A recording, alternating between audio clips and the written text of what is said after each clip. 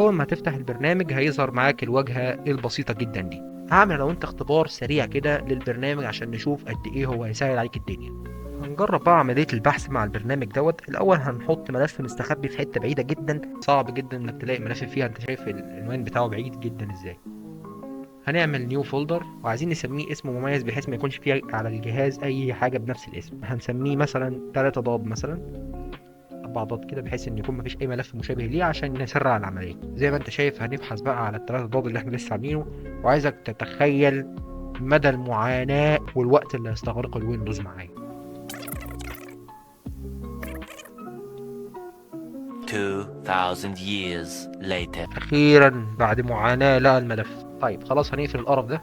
هنيجي بقى للبرنامج بتاعنا ونبحث على الاربع ضاد. واحد اتنين تلاتة. في خلال ثواني معدودة جاب لي الملف، مفيش وقت، انا اصلا ملحقتش اكتب غير 2 ضاد اصلا وجابهولي.